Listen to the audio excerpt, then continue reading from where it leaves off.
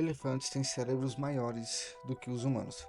Então, por que nós somos considerados a espécie mais inteligente do planeta? É uma pergunta um pouco mais intrigante, que coloca em xeque a ideia de que o tamanho é o fator determinante da inteligência. O cérebro humano, embora relativamente pequeno em comparação ao de um elefante, ou mesmo de outras espécies, como o cachalote, contém algo que vai muito além de suas dimensões físicas. E aqui reside a questão central: o que exatamente nos tornou a espécie dominante em termos de inteligência e habilidade cognitiva também. Podemos olhar para trás, para a nossa evolução, e ver que o que nos diferencia não é apenas o tamanho do cérebro, mas como esse órgão foi moldado pela nossa capacidade de transformar o ambiente, nossas interações sociais e, talvez mais importante do que tudo, pela nossa relação com a comida. Quando pensamos em cérebros grandes, a primeira associação é com a inteligência. Afinal, cérebros maiores devem ser capazes de processar mais informações, correto? Bem, a realidade não é tão simples assim. Embora o cérebro de um elefante tenha em torno de 5 quilos e o de um ser humano pese aproximadamente 1,4 quilos, o verdadeiro poder do cérebro humano está em sua densidade neuronal e em suas interconexões complexas também. Elefantes, embora muito inteligentes em muitos aspectos, e isso é inegável, como em suas capacidades de memória, capacidade de empatia e também de socialização, eles ainda assim não possuem uma capacidade de abstração, uma linguagem ou até aspectos inovadores, mesmo os aspectos e características que os humanos possuem. De fato, eles não possuem isso. Isso se deve a um conjunto único de fatores que foram refinados ao longo de milhões de anos de evolução. O cérebro humano, apesar de menor que o de outras espécies, é altamente eficiente. Isso ocorre porque ele tem uma densidade neuronal muito maior do que a maioria dos outros cérebros de outros animais. Elefantes, por exemplo, têm cérebros maiores, mas suas redes neurais são menos densas e menos complexas do que a dos humanos. O número de neurônios do córtex cerebral, a região do cérebro responsável por funções cognitivas superiores, como raciocínio e linguagem, é significativamente maior apenas na espécie humana.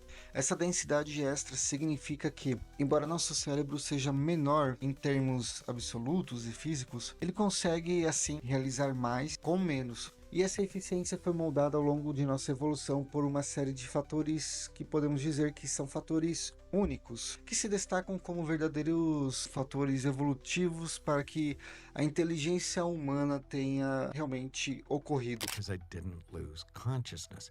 Consciousness is a brain stem phenomenon. So you can really do damage to your brain and not lose consciousness because you don't damage your brainstem.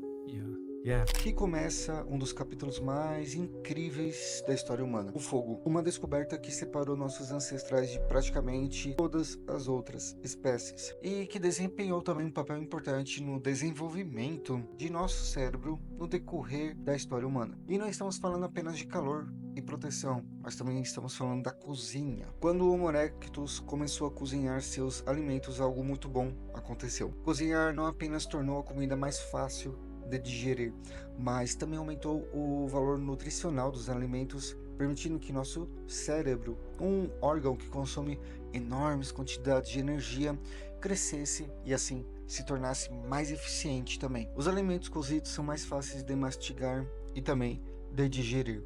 E isso teve um efeito cascata em todo o corpo humano. Com menos necessidade de gastar energia na digestão, o corpo pôde redirecionar mais recursos para o crescimento do cérebro. Além disso, o cozimento destrói toxinas naturais presentes em muitos alimentos crus, o que significava que nossos ancestrais agora podiam comer uma variedade muito maior de alimentos e de uma forma também mais segura. Essa energia extra permitiu que o cérebro humano se expandisse e desenvolvesse em novas áreas dedicadas à própria cognição, linguagem e também processamento de informações, por que não? É impressionante pensar que algo tão simples quanto cozinhar alimentos pode ter sido o fator decisivo que nos deu essa vantagem evolutiva. Então, só recapitulando rapidamente: manter um cérebro grande e complexo como o nosso envolve um custo energético muito alto, e essa é uma das razões pelas quais Muitas outras espécies, como elefantes, por exemplo, embora tenham cérebros relativamente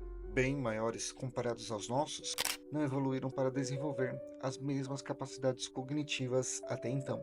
O cérebro humano é altamente eficiente, pelo menos em algumas pessoas, não é mesmo? E ele também, esse mesmo cérebro humano, exige uma quantidade massiva de energia para funcionar corretamente também. Isso só foi possível graças a fatores como cozinhar alimentos, como já vimos anteriormente aqui, e a outros dois fatores também, que seria a socialização, ou seja, que estimulou o desenvolvimento da linguagem e da cooperação também, que foram itens essenciais para a sobrevivência e o crescimento de comunidades humanas. E o outro fator também, que seria a própria seleção natural. Essa seleção natural favoreceu cérebros mais eficientes e melhores adaptados também à resolução de problemas. E essa combinação de fatores fez com que o cérebro humano fosse não apenas maior, mas também mais especializado em diversas áreas, enquanto os elefantes e outras espécies focaram as suas habilidades cognitivas em sobrevivência e alguma interação social. Quando é interessante fazer isso, os humanos foram muito mais além, desenvolvendo capacidades de abstração, inovação tecnológica, criatividade e também cultural. Em outras palavras, para finalizar, essa habilidade de antecipar problemas e também criar soluções antes mesmo delas serem necessárias, que nos dá uma vantagem evolutiva sobre todas as outras espécies. Todo esse conjunto de fatores que citamos anteriormente é o que categoriza o ápice da inteligência humana, de uma maneira mais geral e menos específica falando. É o que nos permitiu criar civilizações complexas no decorrer da história, é o que nos permitiu desenvolver tecnologias que transformaram o mundo e é o que nos permitiu até mesmo imaginar o futuro de maneiras que nenhuma outra espécie é capaz de fazer. There's some childhood trauma stuff there. Childhood Yeah. trauma. And then you think early fame, which is one of the worst things for brain because you wear out your pleasure centers in the brain. All of that excitement and then unlimited money with very poor supervision in a brain that doesn't finish developing until 25. I mean, just see sort of Yeah, it's a recipe for some kind disaster. of dysfunction.